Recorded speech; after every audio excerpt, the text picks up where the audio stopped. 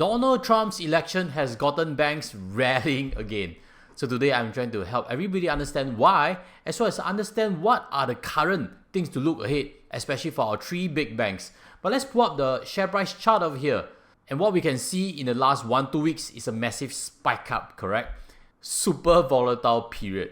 I've also drawn over there two arrows. The first is a blue arrow, which was actually the yen carry trade crash. So that's not a big macro problem. The second one, which is the red arrow, is actually when interest rates were first cut by 50 basis points. As I've shared many times on the channel, banks make monies from net interest income, and that possibly could have been bad news. But what do we know? The new US president is expected to create more inflationary pressures, and that's why market is forecasting possibly that the net interest income drop might be very gradual. For today, I'll be breaking down this tutorial into three key parts. The first is I'll be showing you the latest income results for each of the three banks, as well as an update on the net interest income. The second part is on wealth management and other income, comparing across the three banks. And last but not least, the third is actually the update on share buybacks, as well as my conclusions. So if you're keen, continue watching on. Hi guys, welcome back. Without further ado, let's see the latest results of DBS first. Revenue, record figures of $5.62 billion per quarter, by the way. And net income, $3.03 billion, cracking $3 billion for the first time ever.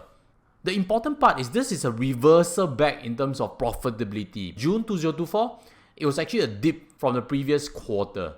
So this inch up seems to be an unexpected surprise, because if you were to see OCBC, you would realize that net income for OCBC is actually dropped quarter on quarter. On the top right, I've actually mentioned about analyst expectations, and this was an earnings per share miss actually. But as of this moment of filming, OCBC's share price also rallied after the US election. The third, UOB. Now UOB has actually been the one who has beaten analyst expectations probably the most. Revenue surge, expected 3.62, but it delivered $3.83 billion. New record high. Net income $1.61 billion, also new record high. So in terms of percentage wise, I think UOB has delivered the best growth if we were to compare across last few quarters. But later I'll be sharing with you what exactly is underlying in the books to try to help you understand why it happened. Let's look firstly on some comments on DBS's net interest income. Net interest margin is falling but slow. Net interest income could hold, that's the title. Margins fell 3 basis points year on year and quarter on quarter, but overall net interest income maintained stable. We expect DBS's net interest margin declines to be measured going forward given hedging and potential delays in Fed cut according to the new Trump administration. Measured going forward means maybe come down more slightly, more gradual than previously feared. DBS has been doing a lot of hedging as they forecasted rate cuts for next year, but this Trump administration victory is throwing a curveball to it, which could be good news also for banks.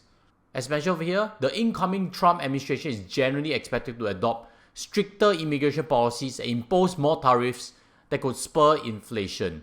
DBS CEO Piyush Gupta has mentioned also, it is possible that Fed monetary policy might stay tighter than is currently being projected. I think higher interest rate environment is generally better for DBS. So what about for OCBC? Same industry and also same general trend. Net interest margin dropping slightly, but net interest income actually held flat. But third quarter is still before the full effects of the Fed 50 basis point rate cut. So fourth quarter could see a bigger net interest margin drop. DBS's net interest margin as a group dropped from 2.14 to 2.11. However, net interest income has grown slightly. So that actually could be an interesting point, especially when Fed has on 7th of November cut a further 25 basis points of the targeted Fed rates. So I'll be tracking on the margins and the income for you, and especially if you'd like to follow on, help us subscribe as we march towards 60,000 subscribers. Now let's go to the next section, which is on wealth management and other income. Let's look firstly on DBS's wealth management. Currently, non-interest income was better than expected. This was helped by third quarter's market trading income on DBS's own books, which has jumped 53% year on year. While unpredictable given volatility is continuing in fourth quarter, we expect an elevated contribution. This means that when markets do well, this segment does well. Later I'll show you how to understand it a bit better. Third quarter wealth management rose 56% year on year. Clients are shifting fixed deposits to higher fee activities. Hint, if you're keeping money in fixed deposits, the higher net worth people are investing already. So do so also for yourself. Overall AUM has grown 14% year on year, which should feed more fees as RMs ramp up. Management is guiding high single-digit fee growth in 2025, although we think this could surprise positively. For it to surprise positively, I think overall stock markets must do well. Typically, when stock markets do badly, people are risk averse. DBS has stated before that they aim to double fees from wealth management by 2025, as there are a lot of ultra wealthy shifting assets to Singapore, which is one of the top places for family offices. So now let's look in terms for DBS's wealth management profitability. We would see over here that yes, it is true. It's jumped from $5.8 million to $609 million from the wealth management section. This entire segment from the top half is actually part of the commercial books. DBS is the only bank that splits commercial books, which is customers one, outside of their own market trading. So as of this moment, both have grown. When equity markets goes up, both will grow anyway. And while the headline reads that the wealth management is the big contributor, actually its own market trading income was the highest growth. I've circled over here is increased contributions quarter on quarter by $144 million, which is up 77%. Take no gain when bad markets come, the fee income from customers drop, its own trading income also dropped. This is from second quarter 2022 when markets were bearish. You see the treasury customer sales and other income dropped by 23%. Market trading income also dropped by 24%. So now it feels like a Goldilocks period. The net interest is still producing profits and the equity markets are still very kind. Let's look next at OCBC. The trading income has also swelled up by 58% year on year compared. And to look at a longer term chart for OCBC, you would see that previous few years the trading income wasn't that strong, but 2024 has been a very kind year on the equity markets. The trading income again is that turquoise bar over there that has grown also in OCBC. To this point, I'd like to share a bit more on OCBC. At the top, I've actually given a green arrow, correct? The percentage of group income from non-interest income is inching up. For me, it feels like OCBC is making more concerted effort from net interest income towards non-interest income. They've also privatized Great Eastern to bring more of its share into the books. And that's why I think they are the best position to increase the non-interest income back to around the 40% range, which was seen just a couple of years ago. This was before the interest rates became elevated, correct?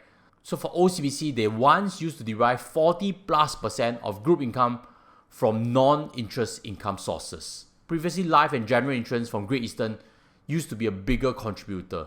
That segment has been stagnating for quite a while, but if it recovers, I think OCBC would benefit massively also. Let's move on next to UOB. At the top, I've also highlighted net interest margins have dropped. UOB from 2.12 to 2.04. So I think it's the steepest one. Maybe UOB hasn't hedged actively on it, not too sure about it, but this is a big drop. Bottom part, I've pieced on other income sources other than from loans for UOB. And the key point is that UOB, of the three banks, relies the most on loans and net interest income from Singapore as well as ASEAN. Which means if this is true, if interest rates come down more aggressively than expected, UOB could underperform the most. So that's why maybe some analysts are the least optimistic about UOB, such as this from Citi's research. Maybe they are thinking along those lines, which is something I personally agree. Again, this is not a buy and sell recommendation. If you are a long-term investor in any of these banks and you're not too sure where else to invest, there's nothing wrong holding on quality stocks. Too many times I see in the comment sections that people misunderstand what I've mentioned to suggest it's a sell. It's not true. I've only mentioned I'm personally not buying and looking elsewhere because I think in general banks are expensive and at some point in future, interest rates will have to come down slightly. So with that clarified, let's move on to the last segment, which is share buybacks and what are my conclusions. Pulling up firstly from DBS CEO PH Gupta, he's mentioned that DBS forecast 2025 net profit is to be below 2024 due to a 15% global minimum corporate tax. So I think this will affect all three banks actually.